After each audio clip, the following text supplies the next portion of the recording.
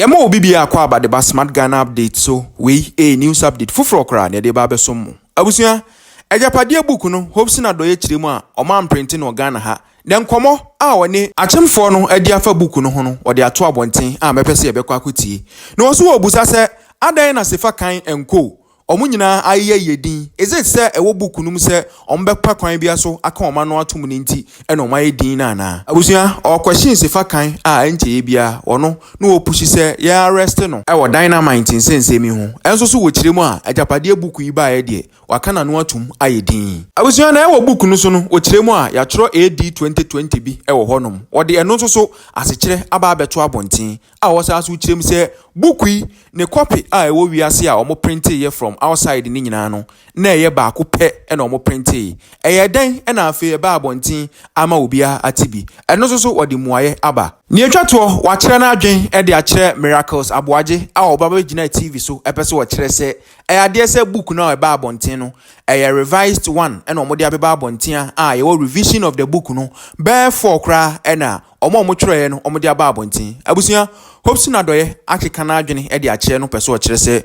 sabio ebeya onyusu na adwen no reason kakra esanse book na eda ho no enya revise one ekwan a efa so book no ba abonten no ebe kire wo se book no eba ye enye ne abusua yentie ni mra this Agyapadeɛ me pese me kire Ghana fo no muti bibiase obi aka kire se eye fiction oboa okay se mo betima zoom book ni yie pa mame a mo zoom ni yie pa mame me pese amanfo da so kama won se wo hwe esoro ha sei na esoro ha won se ya tworo ho restricted fantastic bibia beka se restricted no enkwa bonten eye kukuo mu ade me book ya mikite amanfo se ya tworo COVID-19 wo mu nti no enye no kre hwase ha sei ya tworo AD 2020 AD 2020 so revision omo revising we 2020 na yenya COVID-19 ni yenya COVID-19 in this country nza COVID-19 ni yesi COVID 2020 na batteries asesa aba absa so what are they talking about hwe enye wo bia na adwena da adwena na nyankopɔ di tu yetimu no ye the reason chese ye say na menka no atwimu no ye deep eti what mean that yen one signature ye wa say obi a wonim papa we ya oda ha ni signature bia no hu ya afa hu se do nie moti ofori panyin e dey say no moti work no eti book na chinko ano should tell you say nsem o muka nyina no omoboa propaganda say opposition bi na akotworo obi say na akoko omoboa say opposition na actually implementation omoboa opposition adini nie restricted AD 2020 revision hwe me busheni ba ko frame Hopeson sadi we wujidi from Chebi yes wuji sadi we di na de nje na say na me na me tworo ye what say me nka so no atworo was revealed to me me person can be keep word no for me person can be share action bi o mbeteki na ka media no ba but enya hwe once am aboso no he revealed to me said the original document na ba ye no eye 2020 ye can say 2016 no na edin nya Agyapadeɛ na edin ya asase munchadi yo na edin ya asase ana bushani ba ko ekobie radio aye friend asase radio Adom say etre ho a ebe confirm sa document we Adom say say 2020 Adom say say di no call Agyapadeɛ from asase they should come and tell me say ba make me boa asase ye can say Agyapadeɛ book we omo printed just one copy outside the country omo printing in Ghana you just one copy no omo printing ye no eba ye no baby aya omo hia edwedwen hu nyina no omo koto safe for this very book nkwa che di safe no mu ni aloko Adom kwa hia no do mo ayi na fe omo ahwe omo discuss wi a do mo de akwa hiem no mo aloko me ye sure sa chase na na di jabi koso baby one day nyankopon mpebone omo wie ye no Omurafi. Anko safe no mu. And obi be pie so. Eti hwe wo hwa so ho se photocopy. Wo se na to na ne hye da nya yi ntino. Wo se photocopy. Nipa ne tamu ya fast wo photocopy ni na. Eti onya tamu otena ase no. And what did the phone scanning put in the soft copy the tool system. Eti, wa mon profona bi and the leaky way at the toe abonting. How? How am I saying? Show me that no. Na, she, we, and you almost symboli. Susu bibi and you almost symboli. Eti, one go fast as symbol no better. Every page, the original book, no, every page biano, almost symbol edaho. Every page. Wamu symbol na dida hono. Every page. Hopeson. What you say? Me pesa man for eti bibiase. Wamu ti bibiase. Now, who got the forwarder? Forward, no, it was signed by Oforiata. Oforiata really, wamu dosu unti me name the particular Oforiata wanu ne sign. But the signature here is Oforiata. It means to say someone has signed this book. Na sa book we are ekita yi. Great transformational plan.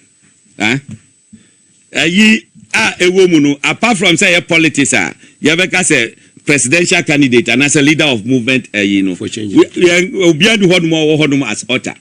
The author forward bar for Dr. Sesha my brain to the seat. Two for my rehne. Odon the true GTP forward. Sa no bi so atro way forward. It will come forward now about the picture of whatever is in the book. Wow. The way I know Martina say yes I move program pa. Who come forward now? What must it to our future made up of present and the unborn for whom this will of a nation is being prepared. To our foremost king of Foripeni, the project spread across this world, for whom and to whom alone this sacred document is prepared. Yes, I dear we, the share of Foripeni and Munyam. We na sisa Ghana Agyapadeɛ ni Ghana skenya edi ato yankasa ma ene ye nanan kanso a yenya nwo mo ye de ato honum. When you read the whole book ewia Wamu patch said the next 100 years, as he said, for a penny fee, Wamu control Ghana. What a nonsense! What a nonsense! Now, ye kasadi we ya no bitty baby say, you fake. She was say, with the river of Nanado, we see the rebirth of a second JB Dankwa who has come to the rescue. She Wamu patch say.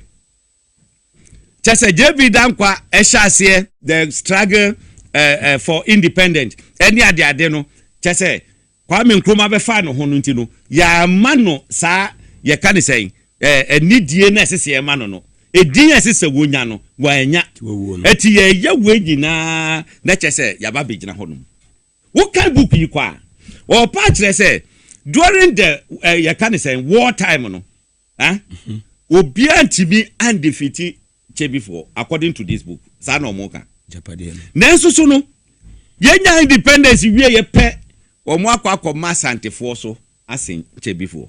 It's in the book. Eti na no mo ya na de tan ala ni nyina no. Me catch them crofo say it's more of tribal than political. This is what we are seeing today. Ani ye hu. Yen boa Ghana Agyapadeɛ no. Yen fanja ye mane ye nanano mo. Munkwa na mo ye funu edididi anyesa. Me say I am throwing a challenge to the Okyehene, the mafias, those who wrote this book. Mo ka say ejamwa e fake no. I am throwing a challenge. I will stand in for all Ghanaians. Our mo ka say asem bi. Mumra out. Mon to mo snap, me so me to me snap. Yen ko river blame ye che before dia. Chenko no blame. Yen ko hondom. Na mo fa mo die ngugu so no mo ka say amafo detract yeso. Ye de anim hu hwe, si anim hu bia, mu nya se, si anim hu bia, mu nya se. Na me so bi twa bi de ngum. Ado mo fi say ya bobo dam ye tigroma. Wo mo fi say bobo dam ye tigroma. What's it?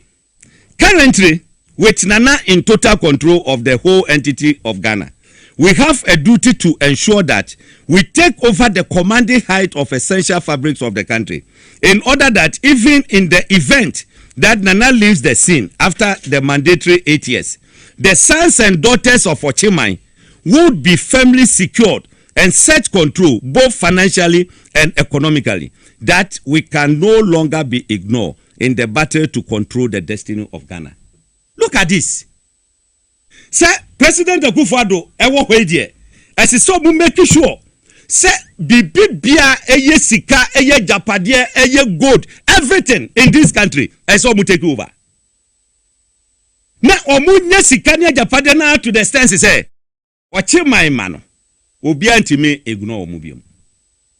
Na me anwurani ba te se me dia me nka Ghana ho ho. Me nka Ghana ho. Hwe na ubenya obi no wote honom no wagire no ho se wo defend se enye dokre ye ba be kire dokre wo mu no wo hu se na sede hwe ni okan was it to achieve this we need to appropriate the fundamental economic and financial levers which will guarantee such control in the years to come. It will make sure say womo sika samon hyeche entotoye ene ade nyina betimi agina yie said be yom betimi a control. What in doing this we need to be strategic. We would have to work with other people from some of the diverse ethnic groups, including some carefully selected people from Ashanti and other diverse ethnicity or land. This will make them believe that they also have a hand in the pie. Ghana done meat pie. Yeah, chiche. Yeah, chiche. Chese. Say omu betima ye weni de. Omu make sure. Say omu benya nkrofo free other tribes no mu. Omu de omu ba beka ho. Na mum Ashanti de omu en selecting nkrofo ni yie. No mu for mu mamedim. Won say e ba be ko election. Chairman sabotu mu mu speaker mu ne de ka ho. Ada DMB any ade omu wie fair shot o say chairman sabotu ne to no pay ase ko trafie ya na afa na nani abre afa na nani aba no so what say it will obscure any suspicion that the project is essentially an Oforipeni project. This point is crucial because with electoral politics we have to have our eyes on the numbers. In the electoral process, we cannot be blunt until we are completely secure in the endeavor. It is especially so, because so far, the Ashantis constitute the single most populous ethnic group in the country. So, say eba abatu omua, wamu se Asantefo and the doso pa, wamu na ye a tribe ba kwa omudoso pa etino so man fa o man ka ho a ebe ha dwene which is so and they were able to do that select wuntumi mu wa mu da fe de ya bubu ahye obo no mo nam no mo ka then they go against their own. Share paragraph 9 omo ka o was it although the Ashanti group within the current MPP is gearing itself to take over the party after Nana's tenure in 2024. It will be a deal if we could work to bypass them in 2024. What? Bypass which people? The Ashantis. With hard work, we could work to pass the mantle over to a non-account person, preferably from the north, under whose presidency we could secure the maturity of our takeover project. And then we know what I say. MPP Friday of region, of north. Aboma na mamu. Ato. What say wono bebe yep yina mampanyina ahonum anna sa wo mu project ebetime wie peye because 8 years of Nana wo ntimi nya ne wo peye nyina to afumasa gibia ka ho wo ba be gibia ka ho se ekoko fa santini ba pe akate to no because esla say yaje man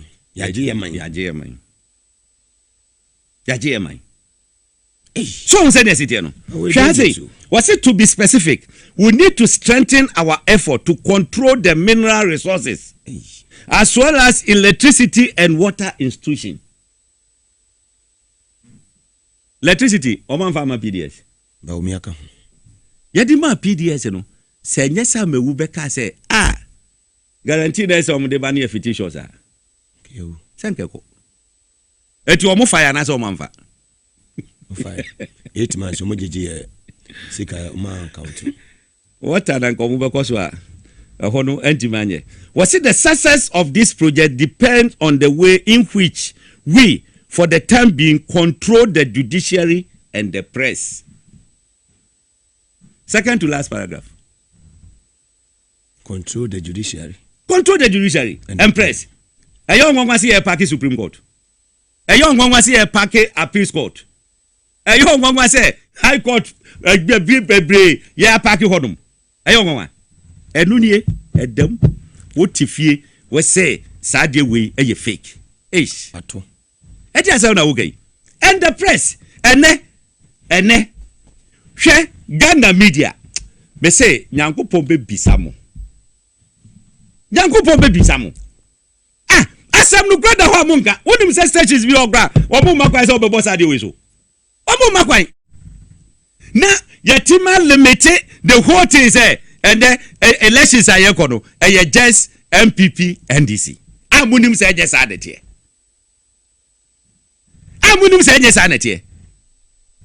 asem ni omu control the press and this country omu pick journalists be yes 3 bi omu fi say omu na the movers and shakers in this book make ho every month 1 million Ghana cedis 1 million Ghana cedis. I'm going to do national security. Baby, I'm one. Eho, and you are trashing. Be say, Sadia way, me pebusheni obeba, ye be bodia wukroma say. Men kwa mrango bodia, me koche bi honum. Ye be bodia wukroma. What am mekan baby, me kan wi a na fe amafo hu say enye trim je me mmom trim keke ena me de akan hwe wo mo decide say eye banks a e wo krom ha nyina no wo mo take you over ne say wo mo wo ne efe ne data bank a eye kenofori atadia eti no wo mo ba be masa data bank no agina no no ena be government advisor a che say loans ni bibia sikasam hyehyeye bia ye aban de bia no sa bank ne benya ebeye no mo je wo cat no mo hwea ebigum ene ade so ho nete no eti no wo mo eye eyi say banks no yem group no into 3 that 3 na wo mo group ye no wo mo atudin wo mo terms wo mo use mother wo mo use biological children and then adopted children mother no ejina homa Bank of Ghana and wo mo say mother ne de governor no eyo munipa first deputy eyo munipa second deputy no ana wonyo munipa but won show any discomfort just say won how mo adwene e tell you okay won be manage no now first deputy no enche obekọ retirement okọ retirement a mayemfa no second one no go straight ni akase e kwakọ appoint obi aba second eto mo interest on be appoint obi a woye lawyer to Bawumia no mo de na ba first deputy so that omo ade no ebeye solid ni ehun say oh Bawumia ni pa na sha no akufo adon so ni pa na sha ha say no ye che so omo timi akoso all these things has happened in this country. We are sitting here saying what? Now, what biological children was it this bank in which we should have controlling interest? The collapse of local banks with ties to opposition, NDC, and other rival political factions. The banks are moving say, "Omo, your NDC for the ano, Unibank ne, the akikakeka hon, other Heritage, Capital, na Osha GN Bank, omu kuningina." Mene ukase yaguna na se nguno ato eti utrase na wokase no kra bia nimu a na nyansa be na oda utim wo mo gusa bank ni nyina no mo go bank no mo se nka bank ni hia just 6 million na omutimi de agina omna so mako go bank mo use 21 billion. Yeah. 21 billion. In the book, almost 30, almost NDC for da. Almost da. Mamen Kanjro. Was it the NDC has been poor, incoherently, and consistently demanding detailed accountability and audit of the funds spent? Sami Jamfi Momadida. Generasi don't get your Momadida on this issue. In case 21 billion. Okay. Moma details. Ekohi. Yaye din. Obi ankasa. Kana 21 billion. Ani afane sa. Ani etikrom hase. Oyonko. Apake go ha mane na nkanso a. A wo mo ba biti. Yen yete hase. Na yete hodom sa den. Eti se uko adopted children na. Eno na ye outside Absamo ene ya kan say Ecobank Stanbic ni ne kaika ho wo mo defense bi o mo yese Absa ya na o mo change no it is a book no ba 2016 there. Look, I have shown it to you. This is not my AD 2020. This is the revision. The revised version of the book no mo ye no. That time na Absa wo krom ha sei. Na Absa ba ya change batteries akọ Absa wo mo kan dia tum a wrong of team and then me call TV station bi then the party say na ye den na Absa ebe be sha say Adam say she e dey say that take your time and read mpaken kan ehonum no mo de MIF afa no Minerals Income and Investment Fund kwa yo mbefa so mbe control ehonum na ewo wo ba Ecobank ti wo mo kire se aha no enye se bia appointment ni se wo mo appoint wo mo ankasa yi dem wo mo njo mo nkrofo mo wo Nigeria to kakra na board no wo mo tima control board nti wo mo nya board na ni wo mo ba be ni se wo mo kokonya sika bi e wo abrochire na wo mo de be ye wo mo private ye a na wo mo de afa ho e dey asem na ka cho is it no money laundry? They're good at it. Eti seba esa nkrofo no honti momo munyi no makle no mo de ko. This is it. Ecobank particularly we have two routes of entry into the this institution. First through Senate, which has a seat on the board of Ecobank Ghana by virtue of each shareholding. The seat is occupied by the Director General of Senate. In phase 2 of our agenda, Kofi Bosompem Osafumafo, who is the Deputy Director General of Senate, should be made the Director General. Give him the seat of the Ecobank Ghana board. Ato. And to here, 2020 no more revise book yo. Safumafo bano. And then 2024 yao. What the fa can say? Letter na at the terminate Dr. Tenkran and they share the tone. You say bufu show. And the true letter no. And Dr. Tenkran say one penny will test no more to tono no one resist it. And the pamono phase 2 na drew agenda no adru Kofi Bosompem ono and yet na kwakwache hono. And they say o board no so. Ye be fie ani. Sika ba hono mu yi fa hono mu a me say Ghana for you can do this country good by voting massively against MPP. Na yamba hwehwe sa nyoma nyina mu. Ni yamba hwehwem. Na yen jeli wo masisi ya jeli wo mu. Ye jeli wo mu. Adenti na betra ho masa nyoma we ato yen. Hwe me ne wo ka sei. Woko insurance a o ma hwehwe ne se ne o mo hwehwe o bank na No so ho. eno so ho ya wo mada ne ye carry say National Insurance Commission no more biological children no enterprise group is a dominant in the insurance industry eti onu na eba be government insurer SIC ananka onu na gina ho mo man no ye no ya ka omu nyina agu ya de kanu for atade e na eba enterprise ene wo de call even DVL the only a year SIC insure a metro mass. Apart from that, all government vehicles enterprise insurance. enterprise insurance. Now, just say no more kra ehu. And he say because some person enterprise insurance etimi eye you know. And so make sure what's it? Enterprise Group is the dominant leader of insurance industry, and its position has been strongly enhanced since the coming into power of MPP government in 2017. So MPP ba mono ama enterprise insurance aye what you do. There is really no need to aggressively pursue direct acquisition of additional insurance companies. Now, the phase 2 strategies for continuous control include the following. Continue to push major government insurance deal to enterprise insurance. Number 2,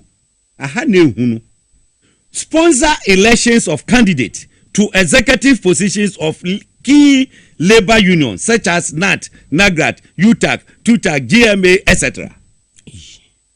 So they can influence the appointment of enterprise trustees and enterprise investment limited as trustees for the fund and managers of the tier 2 and 3.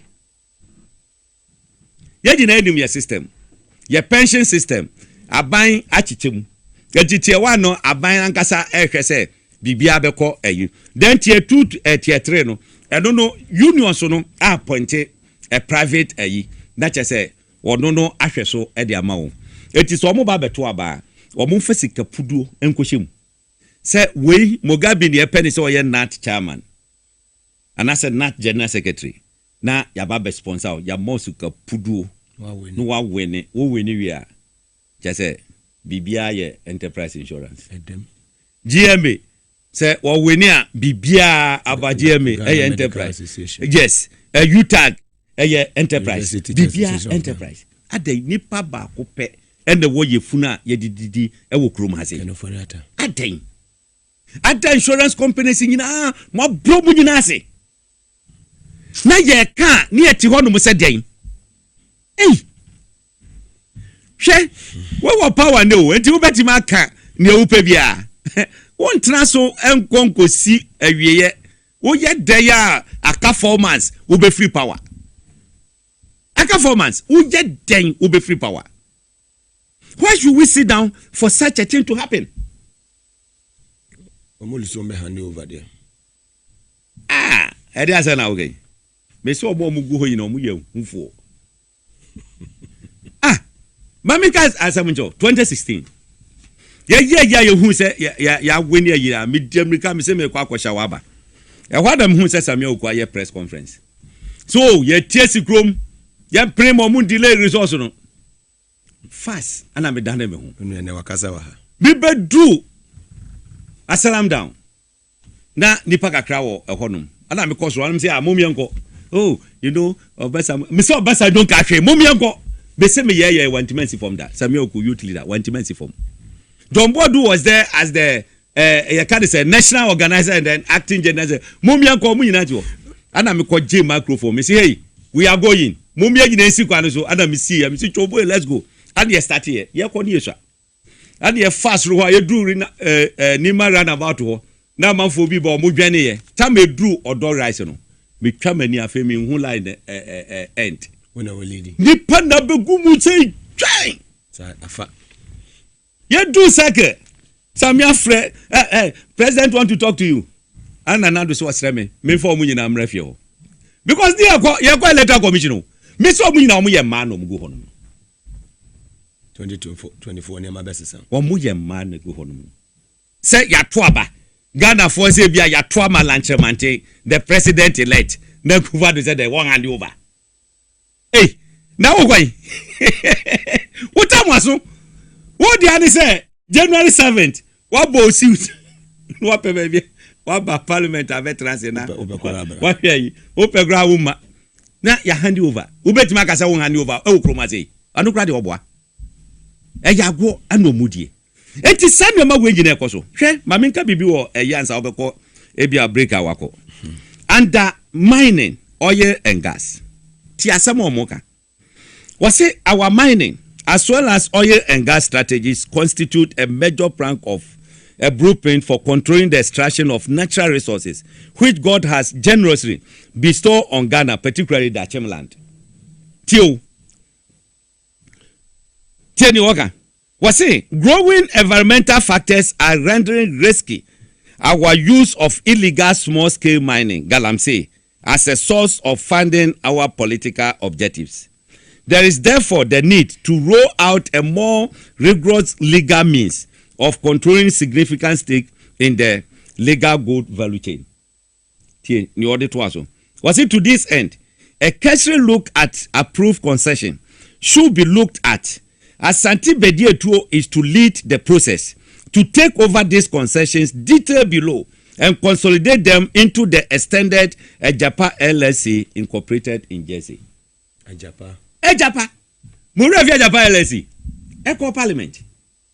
Say any company enu na eba behwe ye royalties ni ne kakika ho wo mo gigea na kakra sisi etua ma hemfo ni etua kakra sisi etua ma aban no mo so mo de wo okan kwa animu a wo se ho no wo mo benya no putu wo mo chiji scanner company we wo mo ko register wa brochire Jersey ana mo de aba de bronifita bia de animu se wo mo boa wo mo de omo dia na me de say at that day minority for etibi gina omo nan so ya walk out na MPP or numbers no omo pass here but because of CSOs ni agi kasa ohunti no president say omo kwa koya amendment na samba back to parliament and some come agije sika ni na di amabium hwe wahu sa money companies Davis Money Money Enterprise, Protect Enterprise,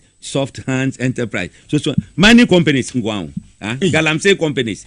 Yet 332. 332. All in the Agyapadeɛ. Oh, I don't know much agumu awo mutu. What come hanu ante? Was say you depend on the Galamsey because of the environmental effect, you know. Ebe ha wo mu nya sika no se de se so mu nya no eti o mu fa legal way bi enu no mu kokko create sa Agyapa LLC so inside say o mu tu ayi Galamsey na eba no yakọ create way eti say all royalties eba be form so ebusuan ba ko aden enough because they don't know what is happening because they don't know. Wey eye nyankopon na adanadi o seje nyankopon na ye Ghana Adom a enka obeden wo hu enye nyankopon na ye a chese that day o mu refi o mo mfanhye o mu save mu a obi kokko pie so e photocopy a enka obeden ye hu me see the whole word Agyapa book yi eye ba ko pe Agyapadeɛ book no ba ko pe ya printing no Ghana hands so the whole word just one copy.